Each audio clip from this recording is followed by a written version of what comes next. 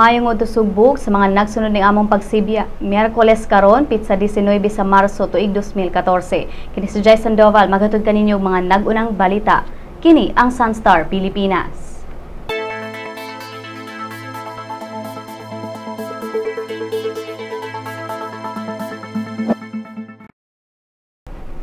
Ang mga nagunang balita, duha ka mga Sugbuanon sulod sa top 10 sa bar exams 2013. 5 ka sityo sa Barangay Lurega na Ugdaw. Low pressure area misulod na sa nasod kaganinang kaadlawon. Sa atong lukop nasod, mga armadong grupo nanulong sa Davao usa patay. Sa Zamboanga, hubog na lumos, patay sab. Samtang sa Cagayan de Oro, opisyal nga nangilkil sapon sa entrapment. Sa showbiz, fashion designer nga uyab ni Mick Jagger naghikog, patay. Sa sports, responsable sa kagubot sa Sacred Heart School Ateneo de Cebu batok Alcoy FC silutan.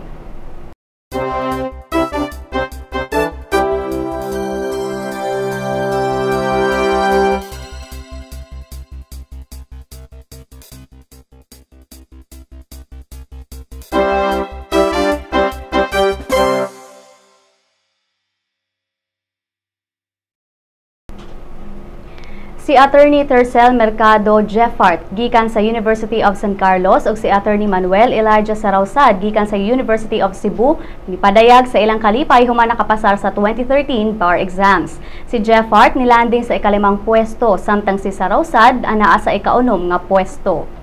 I was shocked yun at first. No, I can't believe it. Murag ka na bitaw nga kanang buwan nga murag is it a dream or tinuod gid na siya ka kanang makaingon ka murag initial reaction sa imong mind ba. But was I expecting it? There were days na I would expect the worst, like I would really flunk the bar. Dapoy days nga I felt like I can make it to the top 10, and I really prayed. I really prayed for it. I can say I really prepared for it, and I wanted really to try to make it to the top 10, and fortunately I was able to do so. So for now, my initial plan is really to join the profession, to have private practice, probably apply in a law firm and try to feel my way through the profession, and hopefully in the future I have my own firm siguro. The inner preparation really helps. Like I mean the motivation, inspiration. You really have to continuously inspire yourself. You condition yourself to in fact, I would like to say that you have to condition yourself to be confident in answering the bar, because you have prepared, you have studied for 4 years or more, and I'm sure you already studied all the cases, the significant cases, the laws.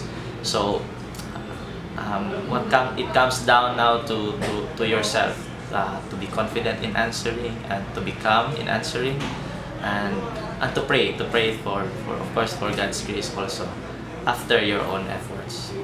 First of all, I'd like to thank God. God is my source of my strength. You know, I'd like to thank Him for everything that He has done in my life, especially now this particular gift. And my family, my wife, Lizelle, my kids. I have 2 daughters. They are my source of inspiration. Especially when I was in Manila answering the bar, I really had to remind myself of them, my family, and my extended family, my parents, my siblings and their families, and my friends who were there constantly. I know they were praying for me, and I know that their support was felt and was greatly appreciated, and I thank all of them. Of course, the College of Law of the University of Cebu, the faculty, the dean, their support was really great during the bar operations in Manila in October last year. There was full support from the administration of UC, and I'm very thankful for their help. I was happy for him. I thank the Lord for the blessing that He has given to the UC College of Law and to the successful examinees, because I know the difficulty that they have to undergo to be able to pass the examinations. As I have mentioned in several instances in our meetings in the Philippine Association of Law Schools, the bar examination is heavily stacked against candidates from the provinces. that's why I'm batting for regionalization of the bar examinations in order to level the playing field. Because if you are from the province, you go to Manila, number one, you spend. And our candidates are working students. So they have to stop working here. In effect, they do not earn income and they have to spend in Manila. So it's a double whammy for them. Then on the emotional side, this is the first time that they're away from their loved ones, from their family, and it is only normal that they will miss them. So when you miss your family, it's safe to conclude that you cannot really fully concentrate in your preparation for the bar examinations, which is the most important examination that you will take if you want to become a lawyer, because you cannot become a lawyer if you do not pass the bar examinations. And so I'm very happy for them. I'm very happy for Attorney Go and for the Chancellor, si Candice, because they have been fully supporting the College of Law. This is the only school in the country, and I think even perhaps in the whole world, that a deserving student can become a lawyer without spending a single centavo. Because if you graduate as a cum laude in your pre-law course, you are given free scholarship here for as long as you maintain the average. If you are a magna cum laude or a magna cum laude or a summa cum laude, in addition to free scholarship, you are given free books. And if you top the bar examinations, you place in any of the top 10, just like Attorney Sarauza, he's given a free car. So where else can you find such an incentive? Lakip-sab sa mga nakapasar sa bar exam si Ray Chris Panugaling, kinsa pangu sa Cebu City Medical Center Personal Services Division ug si Acting City Accountant Mark Rosel Salomon. Butyag ni Cebu City Mayor Michael Rama nga proud kaayo siya sa duha kay nakapasar kini bisan og nagtrabaho sa City Hall ug nag-review alang sa exams. Para sa kinatibuk ang report sa istorya sa mga bag-ong attorneys, bisitaha lang ang www.sunster.com.ph.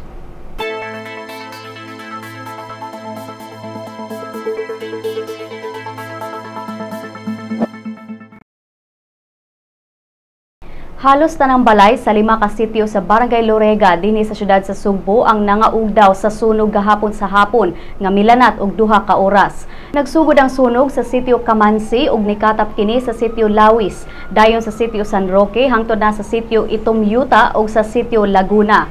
Tungod sab sa kakusog sa hangin ug kahinay sa water pressure, wala dayon mapaong ang maong sunog.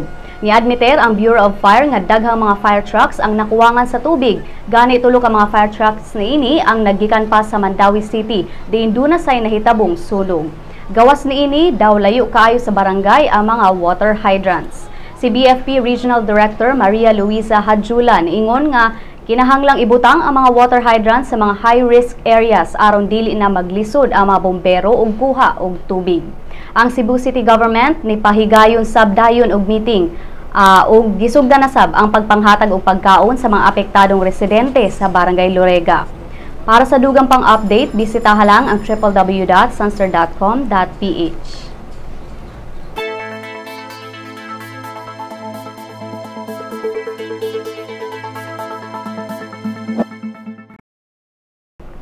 Misulod kaganinang kaadlawon ang low pressure area kun LPA gikan sa Pacific Ocean. Kaganinang alas 4 sa buntag nasigpatan kini sa 845 kilometers east sa Mindanao. Sa dugang detalye sa kahimtang sa panahon, aniya si Oscar Tabada gikan sa Pag-asa Mactan. Dura kitay low pressure area. O kini gipabot na to, ang tsansa ni mahimong tropical cyclone about mga 30 to 40%. O mahimong ni tropical cyclone atong ingalan nini maong si Kaloy. Andak ba yung lalawigan sa Sugbo? Mapakanurong kita karong adlaw kusog-kusog ang hangin. Karong adlaw inguman ugma. Mapakanurong ang kalangitan kusog-kusog sab ng hangin nubanan sab kining mahinay ngadto panagsang kusog nga hangin. Unyang Biyernes sa gabi ngadto na sa Lunes. Ang tagbilaran inguman magbahin sa Bohol, inguman ang Dumaguete ubang bahin usab sa Negros Oriental. Madagumon kalangitan banan usab kinig mga mahinay nga pangulan karong adlaw ingon man duna usab kini mapanganuron nga kalangitan ug ang panghimahinay nga pangulan sa Huwebes sa gabi ug kini magkusog-kusog nga pangulan gikan sa Biyernes ngadto na Sabado. Ipaabot na to usab nga doon na itay hinay nga pangulan ini mga lugar unyang Domingo sa gabi. Makusog-kusog nga hangin gikan sa amin ang silangan lang mulos o ang lagas baybayunan ini baluron. Gikan butang pag-asa Oscar Tabada.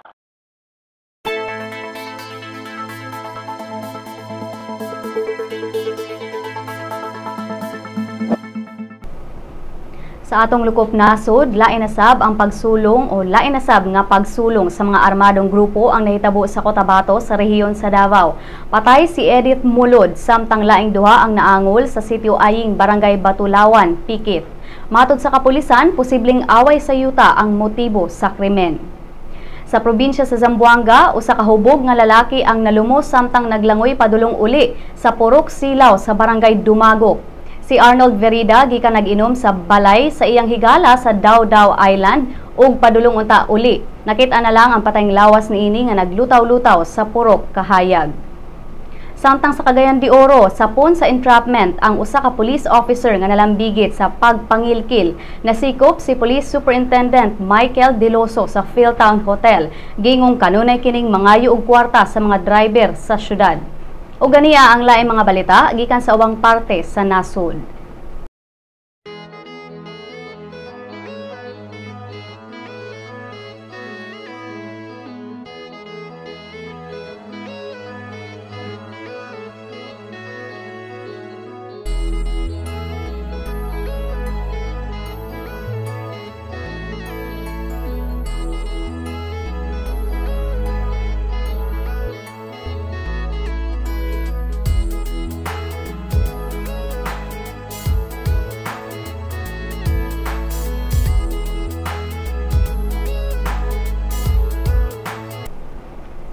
Sa atong pagbalik, ang balitang showbiz. Typhoon Yolanda devastated central Philippines. Thousands are homeless and hungry. You and the world responded. You've donated food, water, and cash. You've comforted evacuees fleeing their ruined communities. Here's a new way to help without spending a cent. Join Sunstar's Click for a Cause. Simply visit us at sunstar.com.ph. Read our stories and be informed. Recommend or share Sunstar stories to friends. In that way, we help rebuild typhoon-ravaged communities in the Visayas. For details and mechanics of this campaign, visit us at clickforacause.ph. More clicks mean more help. Click now! Dito sa silangan, ako isinilang kung saan nagmumula ang sikat ng araw. Ako ay may sariling kulay kayumanggi. Tayo'y mga Pinoy, tayo'y hindi kanon. Huwag kang mahihiya. Smart Bro, our fastest mobile broadband with 4 times more fiber power from the leader in mobile. Smart. Tayo'y mga Pinoy.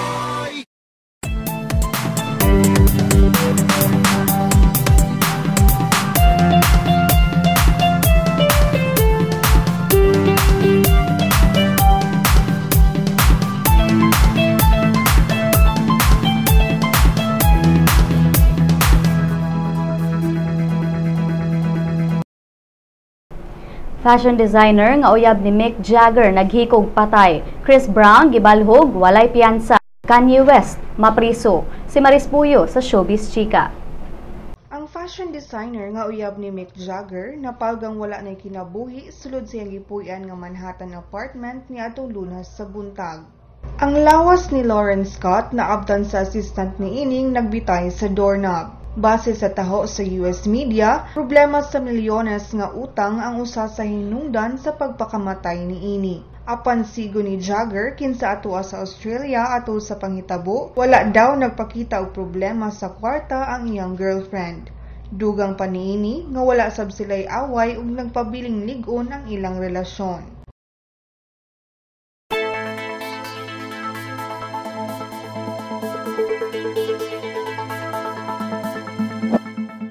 Gibalhog sa prisuhan nga walay piyansa ang R&B singer nga si Chris Brown. Kini human napakya si Brown sa pagtuman sa probationary rules and regulation hinungdan nga gi-discharge kini sa rehab. Daan nang mipagawas og suwat ng rehab center nga nag-ingong si Brown adunay bipolar disorder ug past substance abuse. Gipaubos sa probation si Brown tungod sa pagpangulata niini ni Rihanna niadtong 2009 ug lain pang assault charge sa Washington, D.C.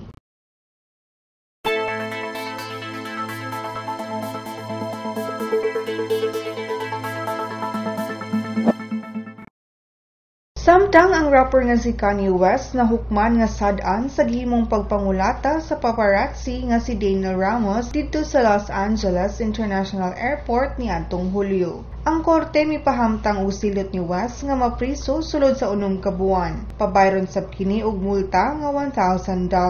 Gawas ni ini, gikinahanglan nga mopaubos si West sa duha ka tuig nga probation, 24 anger management therapy session ug 250 hours nga community service. Para sa Sunstar Pilipinas, Balitang Showbiz, Maris Puyo. Salamat Maris, ug para sa uban pang showbiz balita, bisitaha lang ang celebrity.sunstar.com.ph. I-follow pod mi sa Twitter @SunstarShowbiz. Sa atong pagbalik ang balitang sports.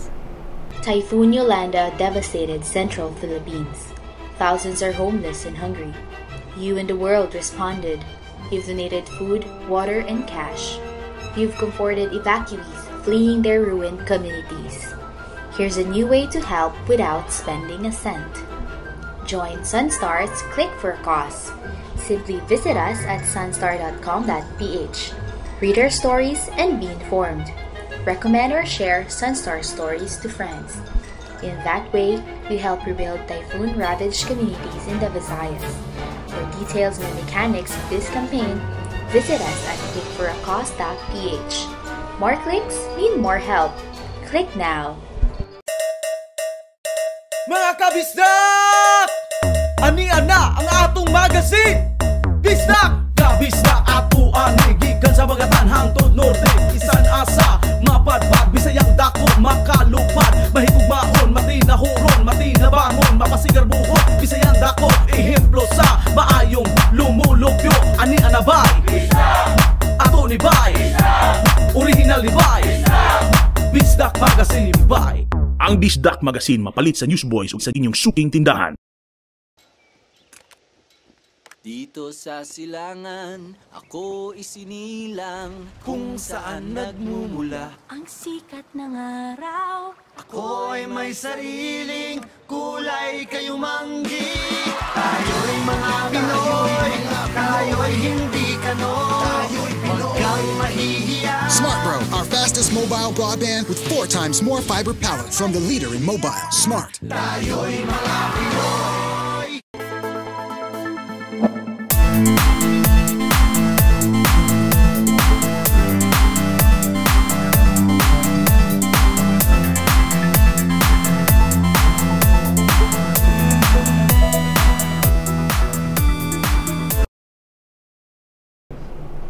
Mopahigayon pag katapusang panaghugpong ang Cebu Football Association Board karong adlaw una kini mopagawas og silot ngadto sa mga nangahilambigit.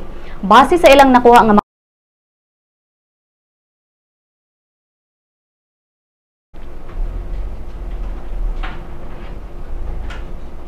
Base sa ilang nakuha nga mga impormasyon, nagsugod ang kainit sa duwa, tali Sacred Heart School Ateneo de Cebu ug Alcoy FC gumikan sa dagang fouls ug yellow cards nga gi-issue ni center referee Nino Zapanta. Sa ika-37 nga minuto sa regulation period, si Alcoy FC player Mon Ferdinand Osorio natawagan og foul batok ang SHS ADC player 30 Pepito. Nagkalali sila ni Osorio o Pepito na uwang ra ni Zapanta ang duha. Apan gingong gisukmag ni Osorio ang usa ka magdudua sa Sacred Heart ug migrabi ang kagubot dihang usa ka Alcoy spectator ang nagsulub og green nga t-shirt ang nisulod sa korte ug nanukmag og labing minus upat ka mga magdudua sa Sacred Heart.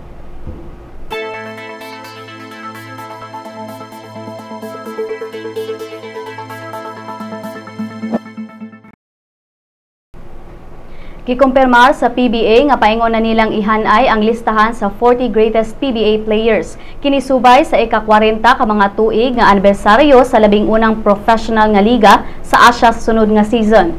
Ang listahan magsilbing sumpay sa gipagawa sa PBA ni adtong tuig 2000 diin 25 sab ka mga players ang gipasidunggan atol sa ilang ika-25 ka tuig nga anibersaryo.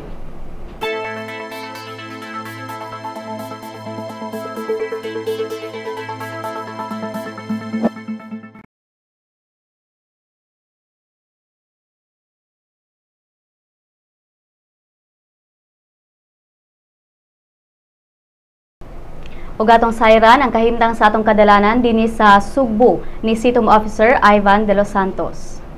Traffic situation sa pagkarong oras alas 12:14 ang ato ang traffic situation karon nga nga huot gyud nata diri sa may Imus New Road to ang Sikatuna Fidel Rosario to yung kuan diri traffic na to huot gini kay tungod aning closure na to diri sa may Imus New Road tungod aning sunog sa Lorica. So gisirada na nga to ang dalan diri sa Imus New Road. So ang all traffic na to is ari option na to is Sikatuna Road or ari sa Tipadilla Tipadilla karon is huot gyud atong traffic karon. Ato ang Sikatuna nasa tay bangga karon dito sa may eskina Jaco Salib Sikatuna. Tinitin yun, heavy traffic ang ato ang dagan sa traffic karon diha. Dapita. Ato ang NRA, North Reclamation Area, tinitin yun ang ato ang traffic situation nandito tungod aning ato ang road closure sa diri sa may SS Minya. Mga ang ato ang rerouting area, tinitin yun, heavy traffic ang ato ang Baklig karon, Baklig may pier area. Ato ang Banilad area, so far ang ato ang going to Cebu City is normal, ang ato ang going to Talamban, normal situation na sa pagkakarong oras. So more or less mo na ato ang dagan sa traffic ko karon atong South Sector area, wa saroy kahuot, wa saroy bangga, normal na atong situation. Ang Iscario, sa Diapon normal situation sa karong oras. Sa Lotto results, mga mamustahay, doon na paghihapon mo'y chance ang makadaog sa Super Lotto 649 ug sa Lotto 642. Human walay nakadaog sa premyo niini sa Bula Gabii. Bulahon unya ang 655 Grand Lotto ug 645 Mega Lotto. Ani ang balor sa dolyar gikan sa Bangko Sentral ng Pilipinas. Ug mosunod ang kapalaran gikan sa Sunstar Super Balita.